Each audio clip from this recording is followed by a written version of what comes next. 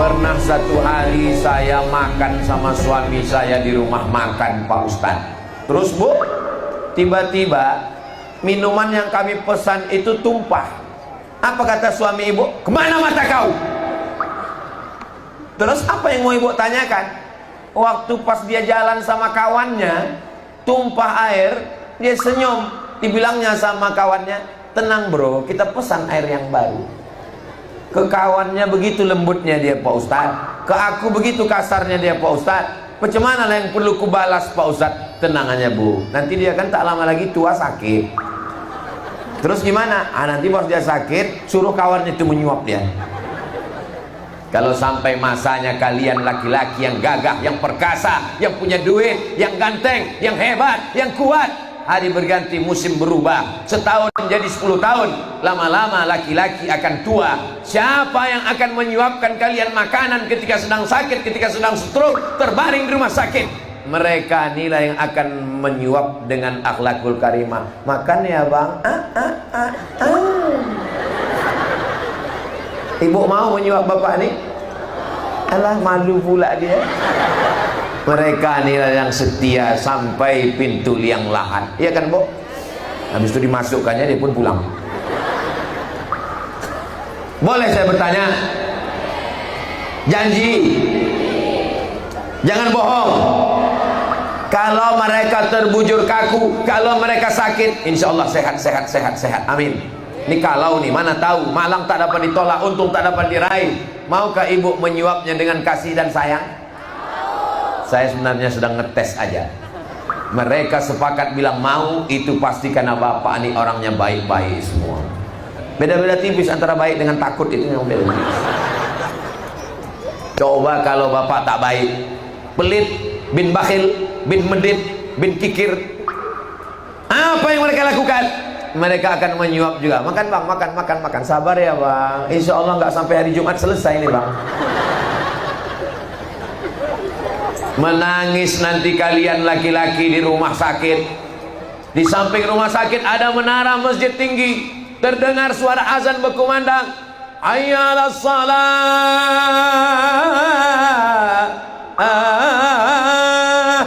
Meleleh air mata. Abang menangis kenapa? Mau sembahyang. Itulah dulu tuh saya tak sembahyang mabuk. Mati kok kan.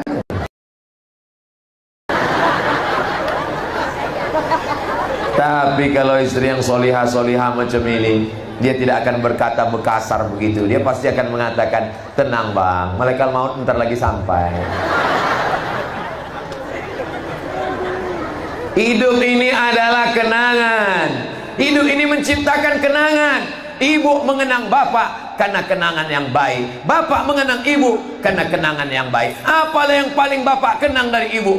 Yang paling ku kenang Pak Ustadz, waktu meminang dia dulu, tak ada ku bawa duit Pak Ustadz. Ku bilang sama dia, aku tak kaya dek, apa yang bisa ku berikan? Apa kata dia?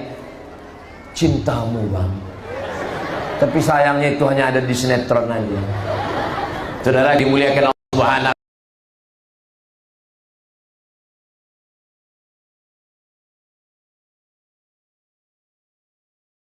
Ta'ala. Hari ini bapak-bapak TNI Polri, bapak Babinsa, bapak Babin Kamtipmas mengawal Ustadz Abdul Somad. Bapak ibu bangga apa tak bangga? Udah diambil foto kami? Ambillah. Posting nanti di Instagram, posting nanti di FB, posting nanti di TikTok. Hai guys, ini Babinsa kami. Babinsa kau mana? Babinsa kami mengamankan Ustaz. Babinsa kau mengamankan apa? Laga ayam. Mana paten?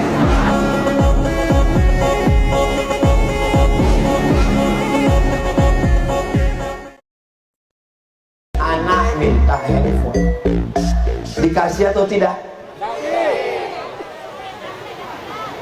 Mau dikasih takut rusak otaknya, mau nggak dikasih sayang, akhirnya ngalah dikasih. Anak semakin besar minta motor, dikasih nggak? Mau dikasih takut nabrak tiang listrik, mau nggak dikasih, papa nggak sayang sama aku. Akhirnya dikasih. Anak minta kamar sendiri, TV-nya besar, pakai wifi, internet gratis. Mau nggak dikasih? Takut dituduh ayah nggak sayang, ibu nggak sayang, karena teman-temannya sudah dapat fasilitas. Akhirnya dikasih. Terjadilah apa yang terjadi, memalukan untuk diceritakan. Betul? Saya nggak sanggup menjaga anak saya. Ponakan saya pun saya, adik saya, istri saya, istrinya nggak sanggup menjaga. Maka kami sebagai orang tua yang lemah, yang tidak berdaya, satu-satunya jalan, serahkan ke pondok pesantren. Assalamualaikum Ustaz Somad. Waalaikumsalam. Tolong saya Ustaz. Salah sambung? Enggak salah Pak Ustaz.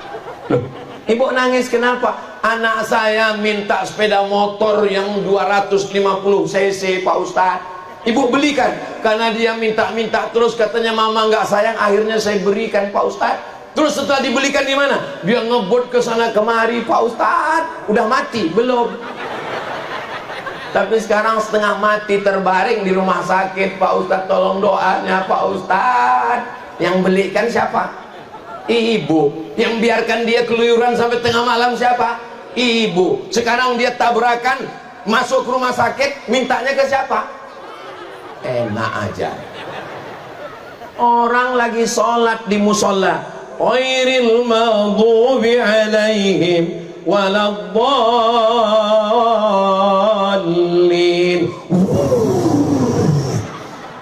Apa kata orang yang sholat? Mudah-mudahan masuk paret. Amin. Doa orang sholat jangan macam-macam. Knalpotnya disunat, dipotong, suara menggelegar juga. Ada yang mau meninggal sakaratul maut, mati kontak. Salah siapa? Bukan salah ibu mengandung, tapi salah bapak yang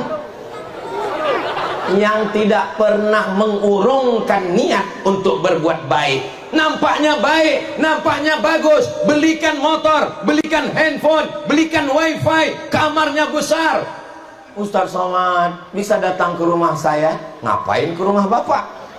Tolong ruqyah anak saya Pak Ustaz. Ruqyah kenapa? Dia sekarang nggak mandi, nggak sholat, nggak makan, nggak ngaji. Ngapain dia di kamar? Nembak musuh yang nggak mati-mati.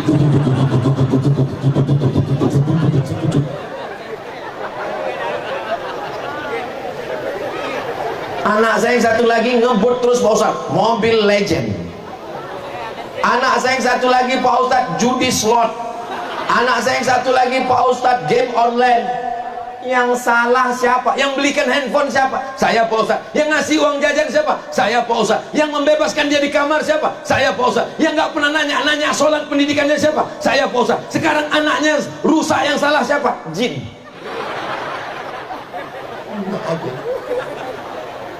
Nanti di ruqyah bacakan ayat kursi, Allahu la ilaha illa huwal hayyul qayyum. Kata jin, aku nggak ada ganggu. Sudah lama jin kafir itu tidak mengganggu orang Islam. Kenapa? Karena perbuatan orang Islam lebih parah dari jin. Kata jin, kami udah lama pensiun.